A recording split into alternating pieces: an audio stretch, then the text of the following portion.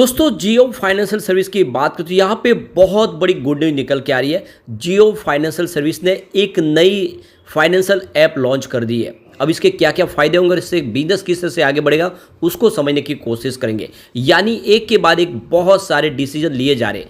अब जैसे कि बिजनेस को आगे बढ़ाना है तो शुरुआत हो चुकी है, नई टीम तैयार हो चुकी है और लगातार बहुत सारे एक के बाद एक जो है बिजनेस बढ़ाने के लिए फैसले लेने शुरू हो चुके हैं। और ये खबर के बाद कह सकते हैं कि आने वाले समय जियो फाइनेंशियल की राह आसान दिखाई दे रही है। और ऐसे में क्या इन्वेस्टमेंट करना चाहिए। वैसे स्टॉक में आज थोड़ी सी गिरावट हुई और इसके पीछे वजह बाजार में गिरावट का माहौल। पिछले कुछ दिनों से बाजार में लगातार प्रॉफिट बुकिंग हावी हो गई है। ऐसे में क्या हमें भी एक बार प्रॉफिट बुक करना चाहिए या फिर डिप में खरीदारी का मौका तलाशना चाहिए। क्या है आगे की रणनीति और जो बड़े फंड हाउस है उनका क्या रुझान है। आज जो बड़ी डील हुई वो क्या इशारा करिए, क्या इस लेवल पे खरीदारी हो रही है, समझने की कोशिश करेंगे बड़ी डील के माध्यम से। लेकिन फ्रेंड उससे पहले अगर आप पहली बार हमारे चैनल पे आए तो चैनल को सब्सक्राइब कर दीजिए, एक बेल आइकॉन दबा दीजिए ताकि जब भी नया वीडियो बने पहला नोटिफिकेशन आपको मिले। वीडियो पसंद आए तो लाइक से जरूर कीजिए। चलो फ्रेंड्स वीडियो स्टार्ट करते हैं। मैं हूँ आपका दोस्त एसबी दवे और हमारे अपने चैनल ऑनलाइन कमाई में आपका बहुत बहुत स्वागत है। तो सबसे पहले बाजार की बात करें तो आज गिरावट का माहौल बिल्कुल बना और निफ्टी फाइनेंशियल सर्विस में भी गिरावट थी।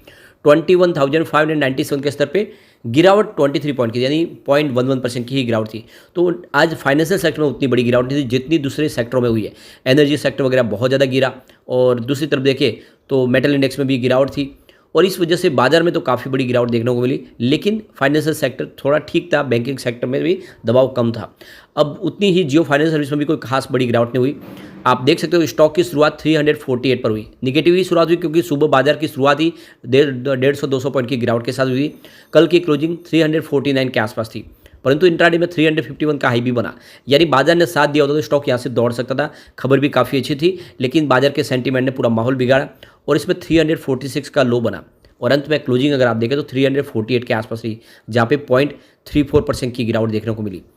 अब यहाँ पे इसकी परफॉर्मेंस आप देख ही सकते हो। इंट्राडे का जो हाई बना है वो 351 का है, लो 346 का है, 52 वीक का लो 202 का है लेकिन हाई 394 का है और ये इसकी ऑल टाइम हाई है। अभी फिलहाल स्टॉक उस लेवल से देखें तो लगभग 40 रुपये नीचे आ गया है। तो कुल मिला के देख सकते हो कि दबाव तो बना, स्टॉक तेज़ी के साथ आगे दौड़ा और फिर प्रॉफिट बुकिंग हावी हो गई। कल ऑलरेडी हमने डिस्कस भी किया है कि स्टॉक का जो एक मजबूत सपोर्ट 335 के आसपास बन रहा है, उसके नीचे स्टॉक नहीं जा रहा है और फिलहाल स्टॉक 300 के 70 के ऊपर भी जाने की संभावना कम दिख रही है अगर कोई बड़ा ट्रिगर जब तक न मिले। तो यहाँ पे जो बड़ी गुड न्यूज़ निकल के आ रही है, जियो फाइनेंशियल सर्विस ने नई जियो फाइनेंस ऐप लॉन्च कर दी है बेटा वर्जन में। तो आज जो कंपनी ने अनाउंस किया कि इन्होंने BATA मोड यानी बेटा मोड पर डेली फाइनेंस और डिजिटल बैंकिंग प्लेटफॉर्म के लिए एक नई ऐप लॉन्च कर दी है। और इस ऐप के माध्यम से देखें तो डिजिटल बैंक की UPI transaction, bill settlement, insurance advisory, ये सारी फैसिलिटीज़ प्रोवाइड करेंगे कस्टमर को। यानी एक तरह से वन स्टॉप सॉल्यूशन प्रोवाइड करेगी कंपनी। ये कस्टमर फ्रेंडली सर्विस होगी, सारी की सारी सुविधाओं से लैस। तो यहाँ पे एक ही फिंगर टिप्स के ऊपर देखें तो टोटल मनी मैनेजमेंट से लेके लेटेस्ट फाइनेंशियल टेक्नोलॉजी से संबंधित जो भी उनकी सेवाओं का लाभ वो लेना चाहे इस ऐप के माध्यम से ले जाएंगे। तो कुल मिला के जिसका इंतजार था वो ऐप हमारे सामने आ चुकी है। ये बहुत ही शानदार, सेफ और सिक्योर नई ऐप लाई गई है जियो फाइनेंशियल सर्विस की तरफ से, जो लोगों की बैंकिंग फैसिलिटीज़ को बहुत ईजी और आरामदायक कर देगी। कंपनी की तरफ से ये भी जो बयान निकल कर आया कि जो फ्यूचर प्लान है इस ऐप के माध्यम से देखें तो लोन फैसिलिटी भी प्रोवाइड की जाएगी। इसके अलावा म्यूचुअल फंड का बिजनेस भी इसमें ऐड किया जाएगा। यानी इस ऐप के माध्यम से आप म्यूचुअल फंड का खरीदी और बिक्री भी कर पाएंगे और दूसरी तरफ देखें तो आप जितने लोन अगर लेना चाहें तो इस ऐप के माध्यम से ले पाएंगे। आप चाहे तो होम लोन्स ले सकते हैं, दूसरे और बेनिफिट भी इस ऐप के माध्यम से आप ले पाएंगे। ये सारी की सारी फैसिलिटीज आगे ऐड की जाएगी धीरे धीरे करके।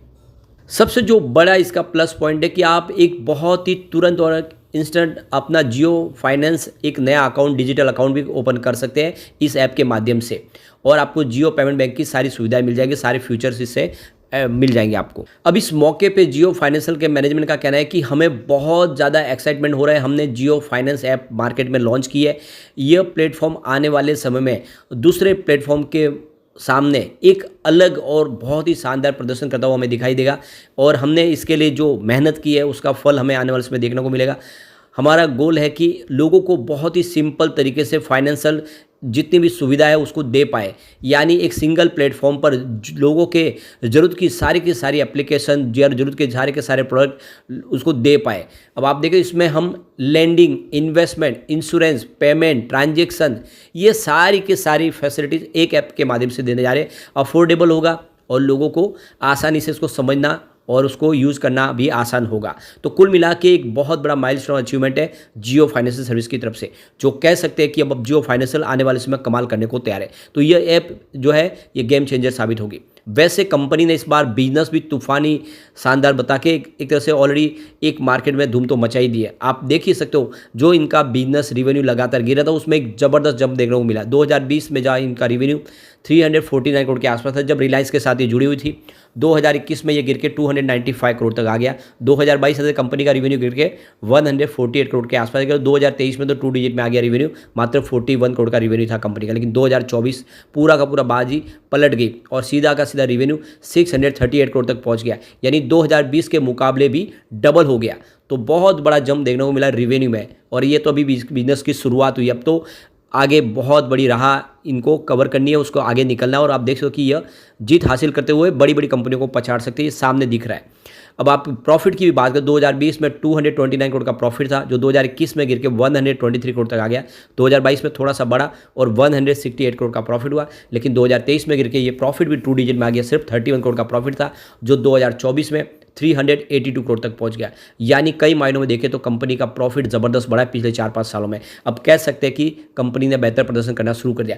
तो अब चलते हैं कुछ बड़ी डील की तरफ, जिसके माध्यम से हमें यह समझ में आएगा कि आखिर बड़े फंड हाउस का रुझान क्या है। क्या इस लेवल पे खरीदारी हो रही है या सारी की सारी बिकवाली हो रही है। बड़े फंड हाउस जिस तरफ रुझान उनका होगा उस हिसाब से हमें रणनीति तय करने में आसानी हो जाती है, इसलिए हमें वो बड़ी डील को समझना चाहिए।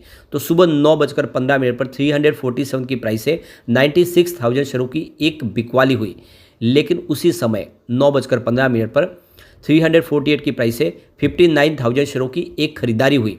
उसके बाद 9:19 पर 348 की प्राइस से 55,000 शेयरों की एक बड़ी खरीदारी और हुई। तो फिर 9:33 पर 351 की प्राइस से 93,000 शेयरों की एक बड़ी खरीदारी और हुई, यानी सुबह सुबह काफ़ी अच्छी खरीदारी शुरू हुई। फिर 9:54 पर 350 की प्राइस से 79,000 शेयरों की एक बड़ी खरीदारी और हुई, और इसकी वजह से प्राइस बढ़नी थोड़ी शुरू हुई। लेकिन फिर 10:10 पर 349 की प्राइस से 59,000 शेयरों की एक बिकवाली हो गई। फिर 12:44 पर 349 की प्राइस से 54,000 शेयरों की एक खरीदारी और हुई। तो फिर 2:33 पर 348 की प्राइस से 1,58,000 शेयरों की बम्पर बिकवाली होने, किसी बड़े फंड हाउस ने बड़ी बिकवाली कर दी, इस वजह से शेयर की प्राइस नीचे आई। फिर उसके बाद 2:59 पर 347 की प्राइस से 61,000 शेयरों की फिर से खरीदारी हुई। फिर 3:08 पर 348 की प्राइस से 71,000 शेयरों की एक खरीदारी और हुई। तो उसके बाद 3:11 पर 347 की प्राइस से 52,000 शेयरों की बिकवाली हुई। फिर 3:12 पर 347 की प्राइस से 53,000 शेयरों की एक बिकवाली और हुई। तो ये क्लियरली आप समझ सकते हो कि दिन में काफ़ी अच्छी खरीदारी हुई, बड़े फंड हाउस ने अच्छा निवेश भी किया है। लेकिन बाद में बाजार क्लोज होने के समय जिस तरह बाजार में गिरावट बढ़ी, यहाँ पर भी कुछ बड़े फंड हाउस ने बिकवाली की, जिससे शेयर नीचे आए। लेकिन ये इशारा है कि यहाँ पे एक बड़ी तेजी फिर बन सकती है। कम्युनिटी सेंटिमेंट स्टॉक के साथ बना हुआ है, आप देख ही सकते हो कि यहाँ पे 86% बाय की कॉल है, 0% सेल की कॉल है, 14% होल्ड की कॉल है, यानी 100 में से 100% लोग इसको खरीदना पसंद करें। तो निवेश करना चाहिए लॉन्ग टर्म का नजरिया लेके, आने वाले समय ये आपको जबरदस्त रिटर्न दे सकता है। लेकिन फ्रेंड, कोई भी इन्वेस्टमेंट करने से पहले अपने फाइनेंशियल एडवाइजर से बड़े ले ले या अपना खुद का रिसर्च करें, क्योंकि मैंने वीडियो आपके एजुकेशनल पर्पज के लिए ही बनाया। वीडियो पसंद आए तो लाइक से जरूर कीजिए और चैनल को सब्सक्राइब कर दीजिए। Thank you friends.